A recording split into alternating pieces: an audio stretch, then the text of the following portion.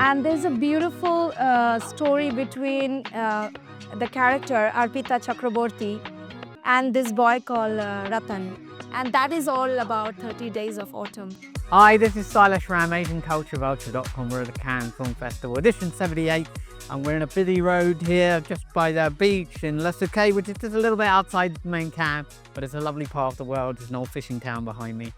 Welcome, Debanjali. Kamstra, how are you? I'm very good. Thank you for asking, Shailesh. It's all right. So let's talk about 30 Days of Autumn, which is the film you star in.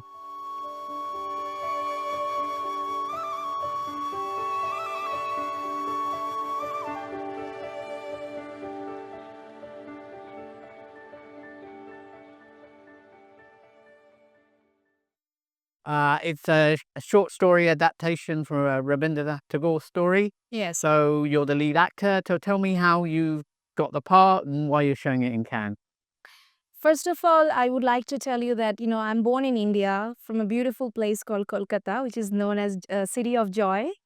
And we are very proud of our people like Rabindranath Tagore and Satyajit Ray and all this. So this is my debut acting career, also my first movie as a producer and as an actor. I choose to start with something which is very close to my background, being a Bengali girl, choosing Rabindranath Tagore's inspired story. So it was definitely a teamwork, in collaboration with Miss Sandhya, collaboration with our director, Mr. Sudipto Roy. They wrote a beautiful story. They inspired it from Rabindranath Tagore. And then we made it something called 30 Days of Autumn. So tell me about the character, because it's a very interesting story. She stuck out in the sticks, as it were, as we would say, and she's having to manage a lot of different things and people's expectations. So that's at the heart of the movie, isn't it? Yeah, so basically 30 Days of Autumn, what I understand is projecting a woman who comes from a very like a high modernized city, of course, Kolkata. We have shot this film like on the 20s era, in the 2000s era, beginning of 2000. And this lady comes there and she's an health inspector, and she have been given a challenge that people in the cities are not willing to take like vaccinations and stuff, and she's incorporating it. The hurdle she's going through, how she's working on that. She feels lonely at some point of time. She did sacrifice a lot of her lifestyle in the movie in terms of showing that, where she comes from and where she's living. But the only company that she have is a little boy called Ratan. He's a teenager, which is just about to become a man. And there's a beautiful story between the character Arpita Chakraborty and this boy called Ratan. And that is all about 30 Days of Autumn. How difficult or easy was it to get into the character? As you know, it's my first debut film, and I didn't had a formal training before. In the beginning, we did a intensive workshop for like around 7 to 10 days, where I was being told to wear the clothes that I'm going to be wearing in the character like 24/7. And I was trained how to talk like her, everything. The last thing they did was trying to teach me how to say dialogues, because our director Sudipto, he like organic way of doing film. He like the actor or whoever is the character to understand the concept and then speak on camera. So it was a good process. It was a little hectic. It was like a 360-degree shift of what the life I live in Dubai and then going to Calcutta, especially a rural area like that. Trying to adapt with the whole thing was a great experience, I would say. And then now, why did you want to bring it to Cannes? You're involved in the production. You're an executive producer on the film. So why Cannes, and how has it been so far? You're going to be walking the red carpet, I understand, later. What was the attraction of bringing it here? Yeah. Or the purpose? So as you know, the name says everything. It's called Cannes Film Festivals, right? It's a place where people are celebrating their achievement, their joys, their upcoming visions, plans, and everything. So I was offered to come to Cannes last time, but I didn't want to come because I was not associated with film last year. But this year, being a producer and definitely having a huge how do I say, hunger for acting, I wanted to come and explore Cannes. And yesterday, as you know, we did our screening. We got great responses. People loved it. They really appreciated every single part of the movie, and I think that's makes a big sense.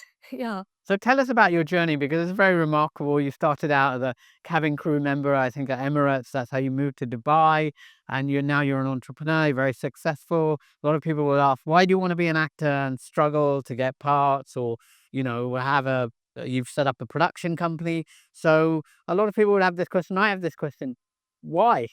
Why? The answer is why not? Why not? Well, if you're a very successful businesswoman, why do you want to dabble in that? Dabble? I don't know whether that's the right word even. See, Because you sound very committed, very passionate about acting. For me, success is a joy, is a happiness. It's not about money. It's not about how many accounts you have, how many businesses you have, or how many numbers of people you have. It's about being joyful, being happy. And, you, like I always say, like, even if you are a beautiful housewife staying at home and taking care of your children, and you don't have any commercial commitment to anyone, you can still be successful because you're happy, right? Yeah.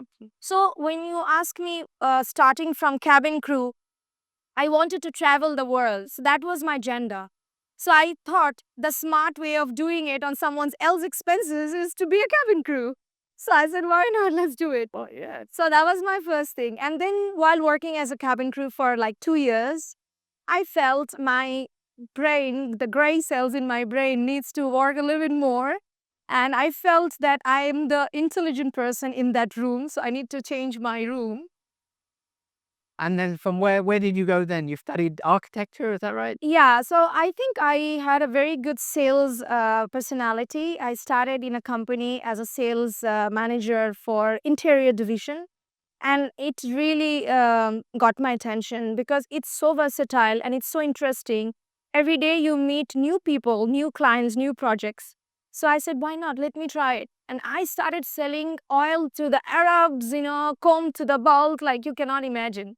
So very quickly, I secured too many projects. And that company was like, whoo, it's too much, we can't handle it. So one day I was like at 3 a.m. in the morning, I was standing in a site, which was not my job. I'm a salesperson. I should just sell the job and done. But I couldn't do that because I had my responsibility for my customer whom I sold the project. So I was standing in the night and he came suddenly 3 a.m. in the morning and he saw me, a young lady standing in a mall with a bunch of laborers in the site. He's like, what's going on? I was like, no, my project manager is not doing his job, so I'm doing his job. So he just said in a very basic way and said, Debanjali, I think you do possess a businesswoman's personality. I think you should give it a shot. And it went straight into my heart. I was like, okay, why not?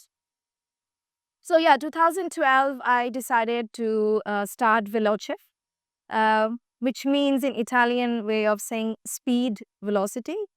And today we are a group of company. I think I have more than 216 employees in Dubai. That's beautiful. Thank you so much for your Thank you, Sailesh. Lovely talking to you. Thank you. Thanks. Bye.